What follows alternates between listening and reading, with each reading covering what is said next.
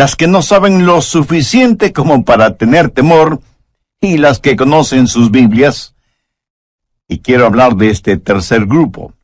Sigamos leyendo 2 Tesalonicenses 1, desde la segunda parte del verso 7 y en adelante.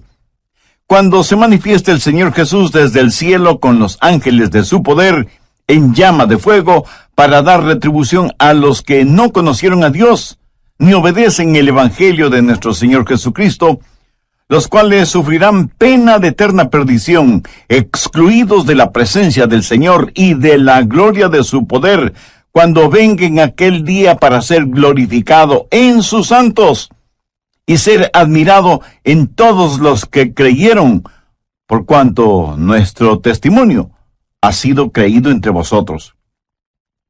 Mi amigo, esta porción bíblica está saturada de increíbles verdades. ¿Cuál es la esperanza del mundo? No es la política, ni el gobierno, ni la ciencia, ni la educación, ni siquiera la religión. Con todo mi corazón creo que la única esperanza para este mundo es la segunda venida del Señor Jesucristo. ¡Qué glorioso será el día de su segunda venida, cuando será coronado como Rey de Reyes y Señor de Señores! En la actualidad su señorío está encubierto. Más bien yo diría que está siendo ignorado. Cuando Él vino la primera vez, vino como el humilde Nazareno. Cuando venga por segunda vez, vendrá como Rey, como Señor, y vendrá para ser glorificado y admirado por sus santos. Aquel que fue despreciado, ridiculizado, golpeado, flagelado, coronado con espinas, clavado en una cruz y enterrado en una tumba ajena, es el que vendrá por segunda vez. Y aunque su segunda venida será horrorosa para sus enemigos, será un día de gloria para sus hijos y sus hijas. Los santos de todas las edades, al pensar en su segunda venida, no dejaron de orar: ven pronto, Señor Jesús. En el verso 7 leemos: cuando se manifieste el Señor Jesucristo. Note que el apóstol no dice si es que, sino que dice ¿cuándo? No como pregunta, sino como confirmación. Ahora, ¿cuándo será eso? Jesús regresará en el momento preciso. La Biblia dice que Jesús vino la primera vez en el cumplimiento del tiempo. Ni un minuto antes, ni un minuto después. De la misma manera, su segunda venida será a tiempo. Busque Malaquías 4:2. Mas a vosotros los que teméis mi nombre, nacerá el sol de justicia, y en sus alas traerá salvación. Déjeme decirle algo acerca de este sol de justicia. Usted no puede ni acelerar ni detener la salida del sol, ¿verdad? Pues así será la segunda venida del Señor. No podemos ni acelerarla ni detenerla, pero un día Él vendrá nuevamente. Abrirá la cortina de la mañana y alumbrará al mundo con la adorada luz de su segunda venida. Piense conmigo en lo maravilloso de esa mañana. Mire el verso 10 de 2 Tesalonicenses 1. Cuando venga en aquel día para ser glorificado en sus santos. La palabra glorificado en el original griego conlleva la idea de admiración, de asombro. Piense en lo que vamos a ver que causará nuestra admiración, nuestro asombro. Vamos a ver la realidad de su amor transformador. Aquellos que fueron necios y odiaron a Dios serán conquistados por su soberano amor. Aquellos que fueron ciegos espirituales, sus ojos serán abiertos al glorioso esplendor del Evangelio del Señor Jesucristo. Los que estaban esclavizados por los demonios de la lujuria sexual, o el licor, o las drogas, o lo que sea, serán liberados y justificados. Veremos a todos los santos de Dios resucitar con cuerpos glorificados. Cuerpos como el del Señor Jesús. Y lo veremos como rey, como profeta, como sacerdote. Y no habrá vestigio de pecado en nosotros. De todas estas cosas nos admiraremos y asombraremos cuando Jesús venga por segunda vez. Pero no solo nos maravillaremos de su amor transformador, sino que también de su gracia salvadora. Pablo les dice a los tesalonicenses: cuando venga en aquel día para ser glorificado en sus santos y ser admirado en todos los que creyeron. ¿Qué es lo que nos capacita para ser arrebatados y transformados de esta manera? No por nada de bueno que hayamos hecho, sino como la Biblia lo dice tan sencilla pero sublimemente, por haber creído en el Señor Jesucristo. Su amor es el amor transformador que provocará nuestro asombro, y su gracia salvadora será motivo de nuestra alabanza. Ahora ponga su atención en la frase «en todos los que creyeron». Piensen en eso. Ninguno de ellos se perderá. Ningún hijo o hija de Dios se perderá. Cuando Jesús nos salva, Él nos guarda y protege. Jesús dijo: yo les doy vida eterna, y no perecerán jamás, ni nadie las arrebatará de mi mano. Y no debemos pensar solo en lo maravilloso de su venida, sino también en el testimonio de su venida. Pablo, al escribir a los hermanos en la iglesia de Tesalónica, les estaba dando su testimonio. Hermanos, aquel Jesús que vino, vendrá otra vez. Y ellos creyeron ese testimonio. Pero Pablo constantemente testificaba sobre la segunda venida del Señor. Ese era uno de los puntos fuertes de su predicación, y los hermanos recibieron el testimonio del apóstol. El apóstol les dijo: les hemos dado testimonio a ustedes que creen. ¿Sabe usted cuál será mi mayor gozo cuando esté en el cielo? El ver a personas a las cuales tuve el privilegio de presentarles al Señor Jesucristo. Yo no quiero ir al cielo sin haber hablado a nadie de Cristo. Eso sería una vida totalmente desperdiciada, ¿no le parece? De eso está hablando Pablo, de la segunda venida de Cristo, cuando Jesús nos será revelado como Rey y Señor, de que Él vendrá y será admirado por sus santos, y que nuestro testimonio como creyentes debe mostrar que creemos más en lo que dice la palabra de Dios que lo que dicen los periódicos y las revistas. Pero Pablo dice algo más. No solo que usted necesita no atribularse, sino que la segunda verdad es la siguiente: usted no debe dejarse atrapar. No debe dejarse engañar. Busque 2 Tesalonicenses 2 desde el verso 1. Pero con respecto a la venida de nuestro Señor Jesucristo y nuestra reunión con Él, os rogamos, hermanos, que no os dejéis mover fácilmente de vuestro modo de pensar, ni os conturbéis ni por espíritu, ni por palabra, ni por carta como si fuera nuestra, en el sentido de que el día del Señor está cerca. Nadie os engañe en ninguna manera. Ahora, lo que sucedía en la iglesia de Tesalónica es que había una diabólica decepción.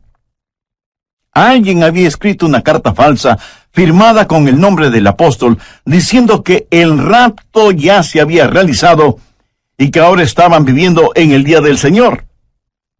Y el día del Señor significa tribulación.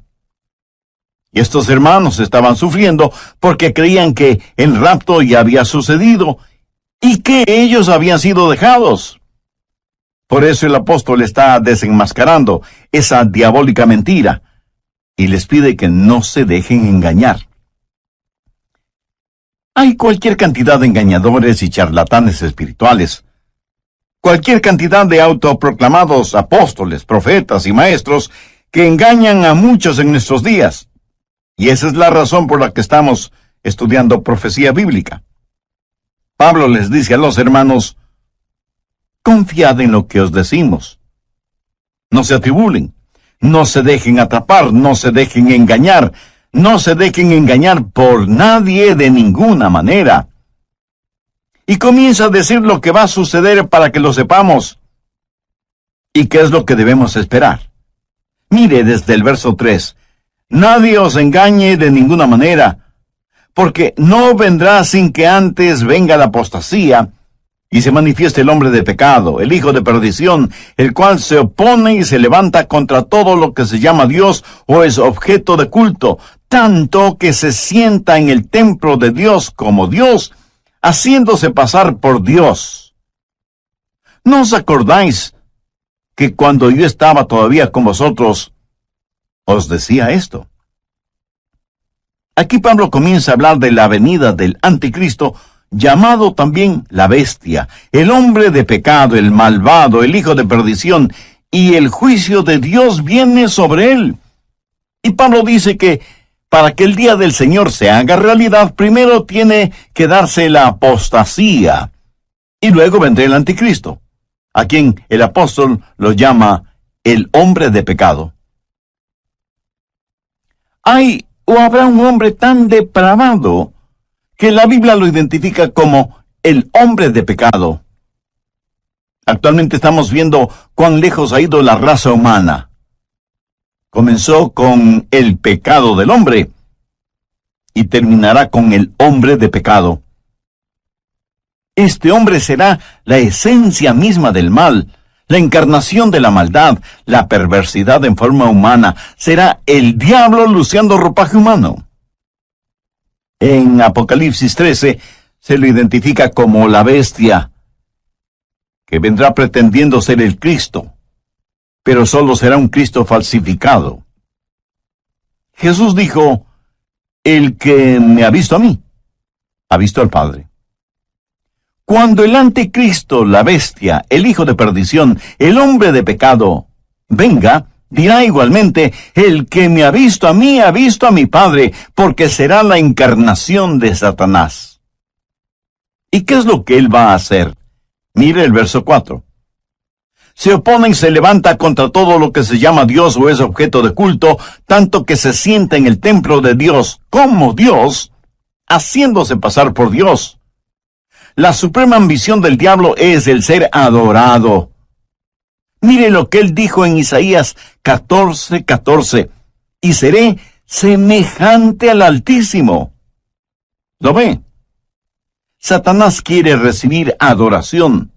Por eso se opone a Dios y a todo lo que tiene que ver con Dios, y hasta llegará a sentarse en el templo como si fuera Dios. De paso, quiero decir que esto revela que el templo de Jerusalén será reconstruido. La Biblia enseña que vendrá un tiempo de apostasía, de desviarse completamente de la palabra de Dios, y que durante ese tiempo el hombre de pecado, la bestia, el anticristo, será revelado.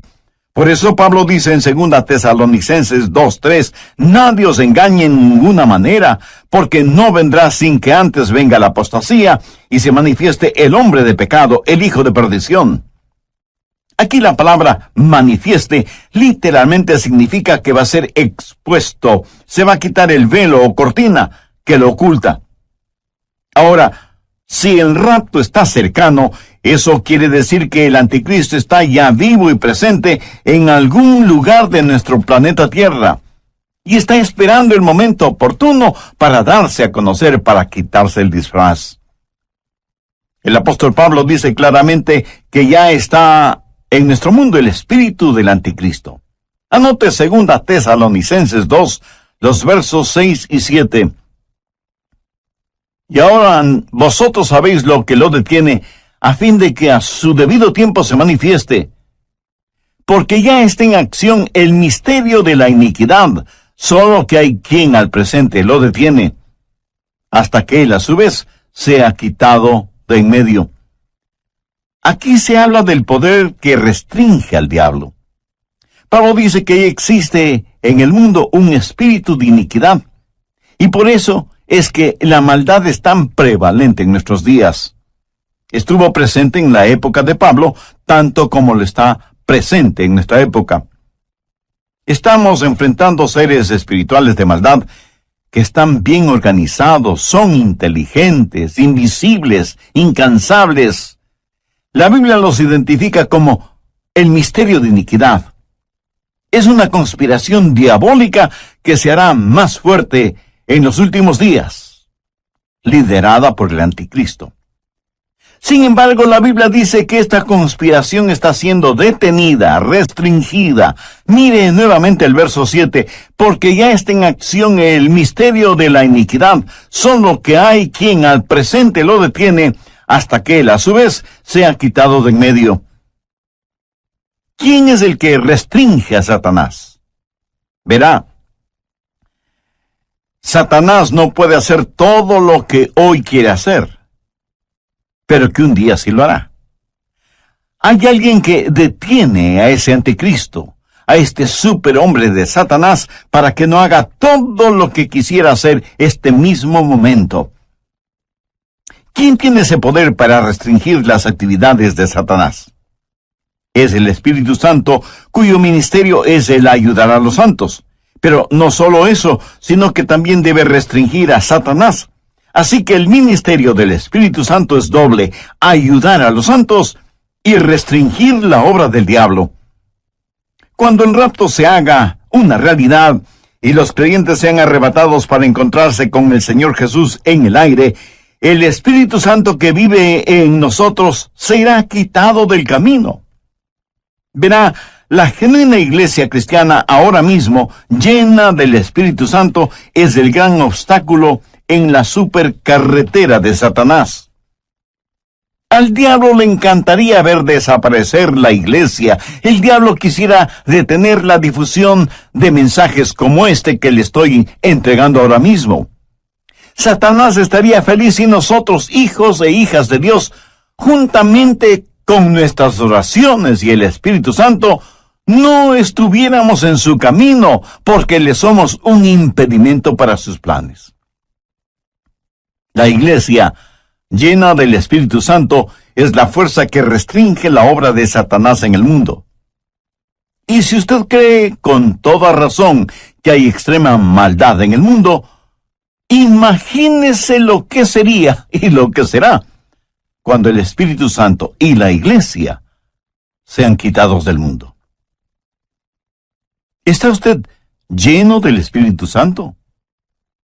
Lo estará si tiene a Cristo en su vida. En el programa anterior vimos 2 de 3 extraordinarias verdades que encontramos en 2 Tesalonicenses 1, los versos del 7 al 10. Primera, usted no necesita estar atribulado. Segunda, usted no debe dejarse engañar o atrapar. Bien, prosigamos con nuestro estudio. Uno de estos días, en un abrir y cerrar de ojos, en un parpadeo, seremos arrebatados. Y cuando eso suceda, será el día de fiesta en el infierno. ¿Por qué? Pues porque ya no habrá restricciones para Satanás. ¿Qué es la iglesia? La iglesia es sal y luz. ¿Qué es lo que hace la sal? Bueno, hace varias cosas: purifica, conserva, descontamina, pero también pica, quema e irrita. Somos la sal de la tierra, y cuando la sal sea quitada, comenzará el proceso de purificación. También somos la luz del mundo. Cuando esa luz sea quitada, las tinieblas cubrirán el mundo. Y cuando el Espíritu Santo que mora en cada creyente, que forma el cuerpo de Cristo, que es la iglesia, sea quitado, en ese momento habrá fiesta en el infierno, porque ya no habrá quien restrinja sus actividades. De todas maneras, y por lo general, los incrédulos no tienen ninguna simpatía por nosotros, los creyentes. Piensan que somos raros, necios, testarudos. Piensan que impedimos el avance del progreso, que actuamos a la antigua frente a los avances de la sociedad moderna, que defendemos reglas éticas, morales y espirituales que ya son obsoletas, y así por el estilo. Por eso los incrédulos no tienen ninguna simpatía por nosotros, los creyentes en el Señor Jesucristo.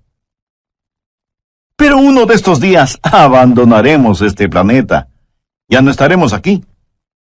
Uno de estos días el Espíritu Santo dejará de ejercitar su poder para restringir, y entonces nada impedirá que el turbulento diluvio de la maldad cubra toda la tierra.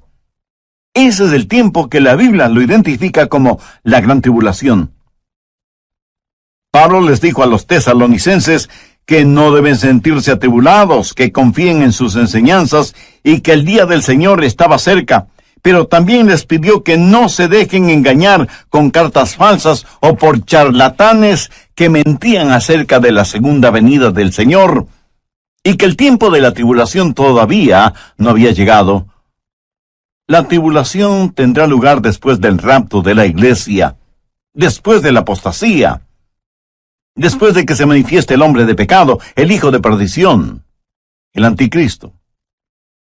Cuando usted entienda lo que el anticristo puede hacer, y lo hará, dará gracias a Dios por el ministerio del Espíritu Santo que restringe la actividad diabólica.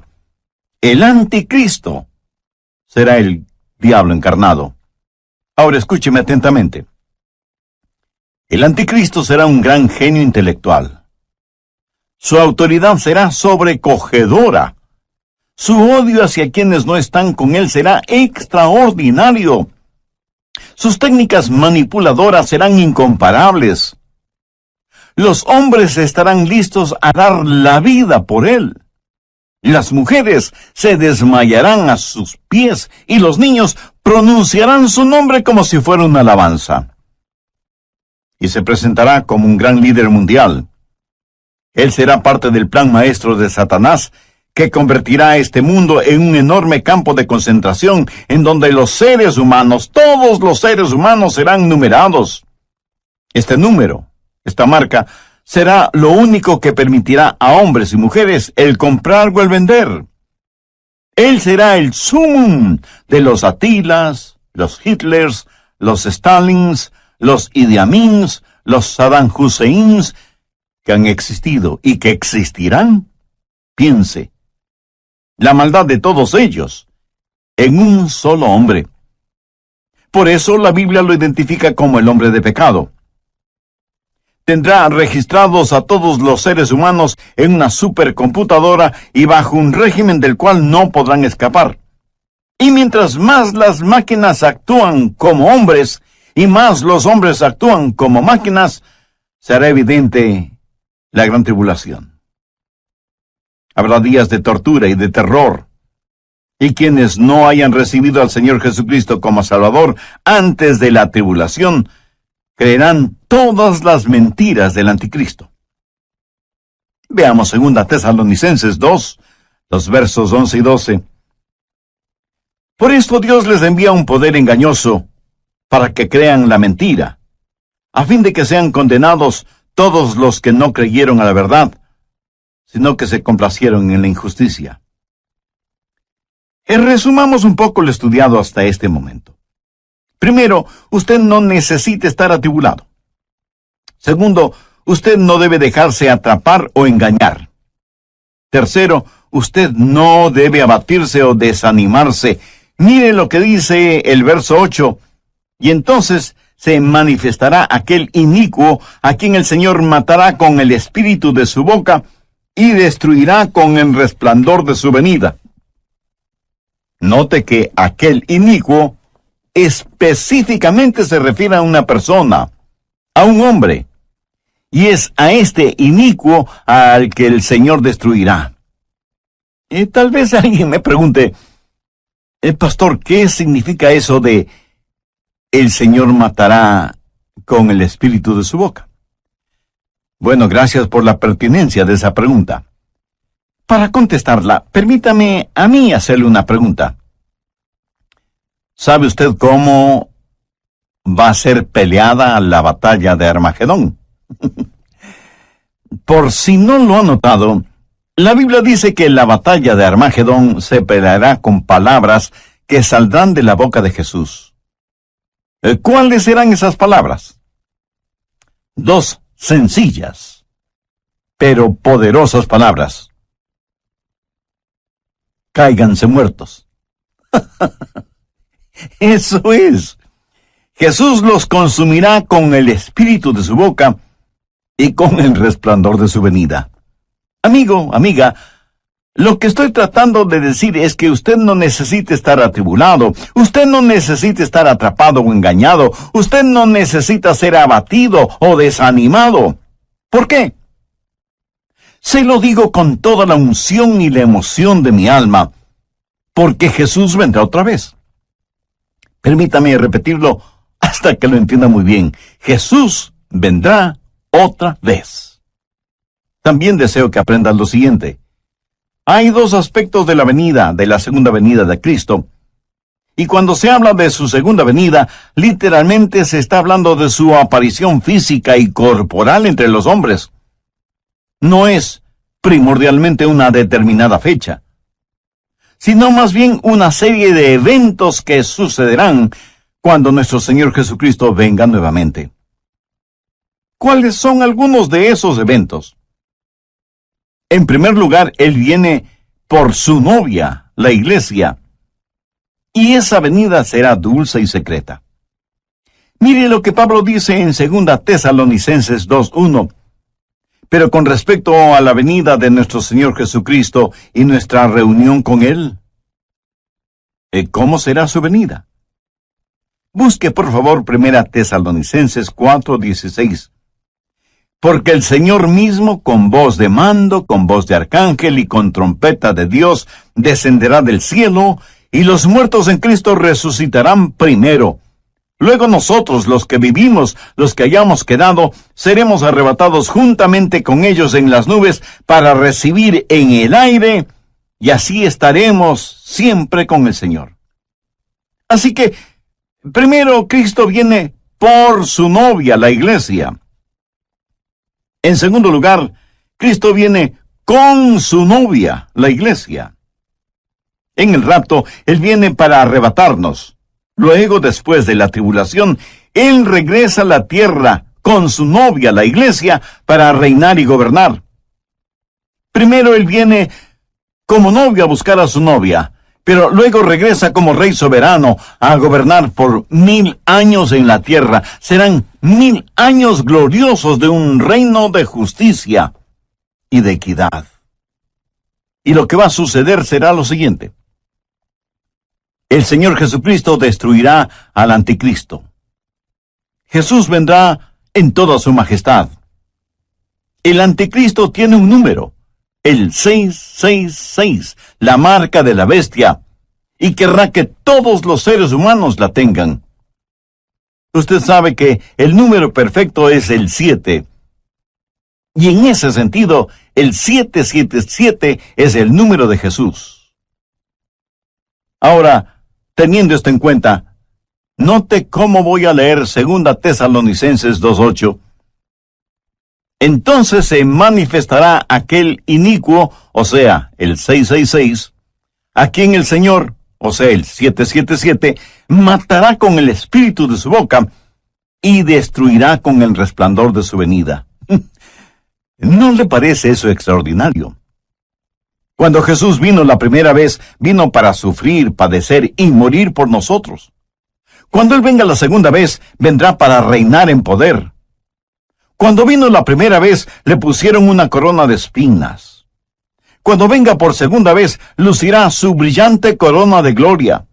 Cuando vino la primera vez, vino para morir en lugar de los pecadores. Cuando venga por segunda vez, será para ejecutar el juicio sobre los pecadores no salvos, porque Jesús es tanto Salvador como juez.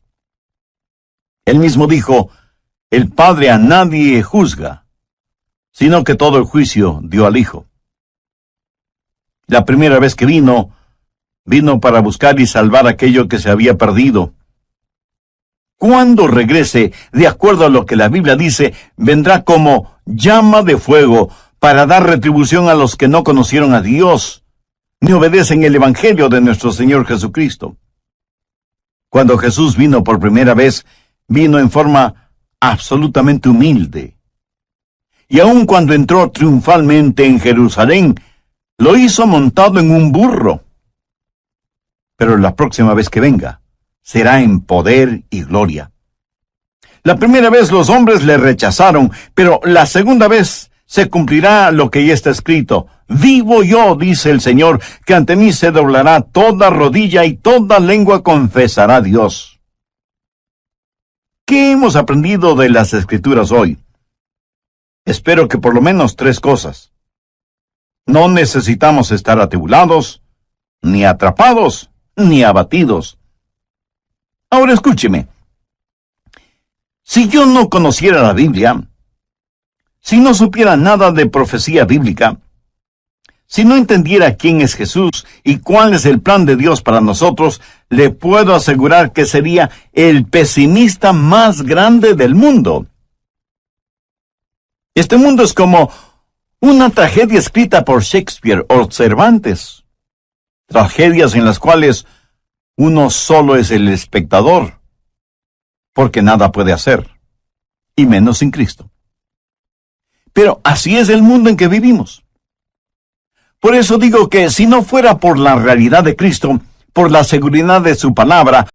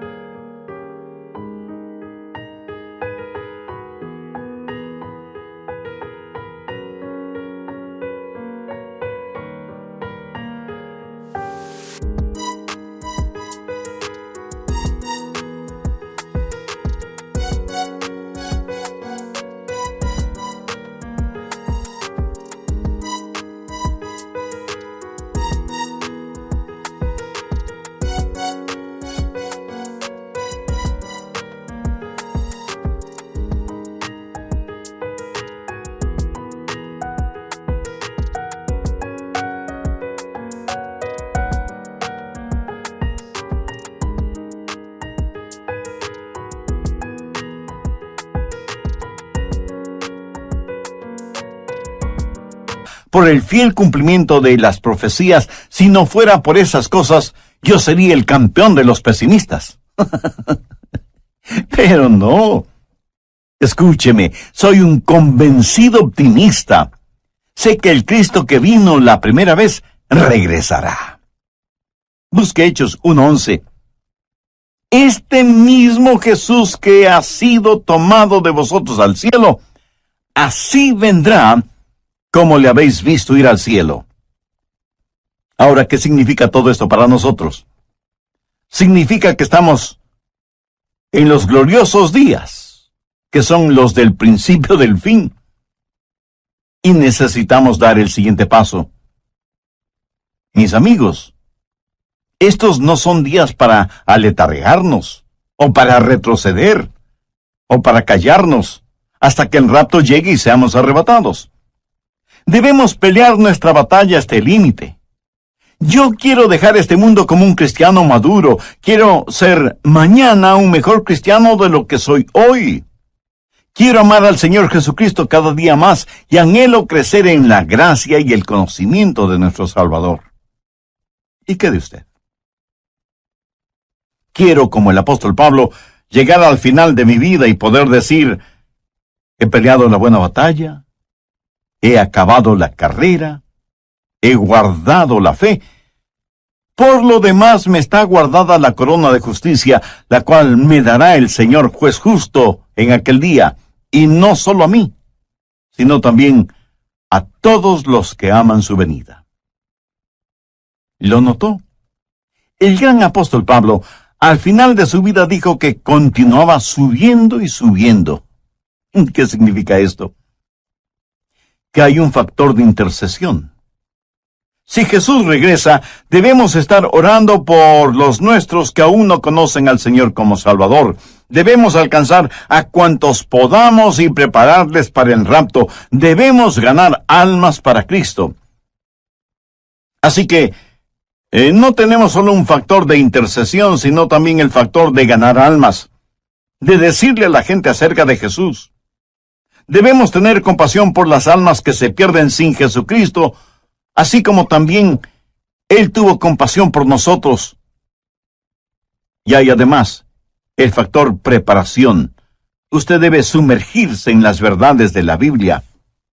Este mundo es tan vil y corrompido, y usted necesita defender y enseñar a sus hijos, a sus nietos.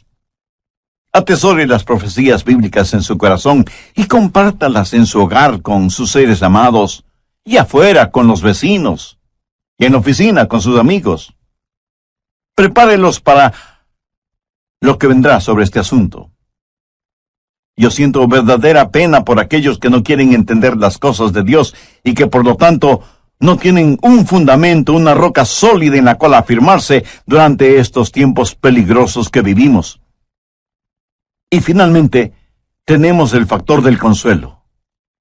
Gracias a Dios que podemos decir: ven pronto, Señor Jesús.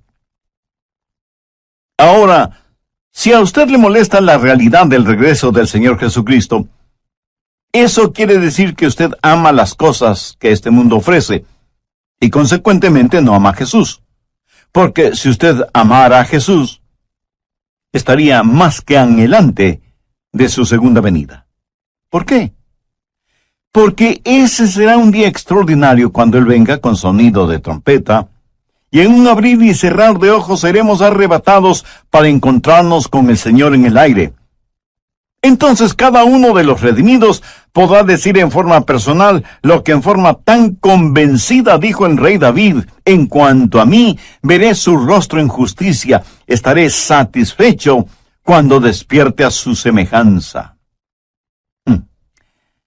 ¿No le gustaría a usted también poder decir lo mismo?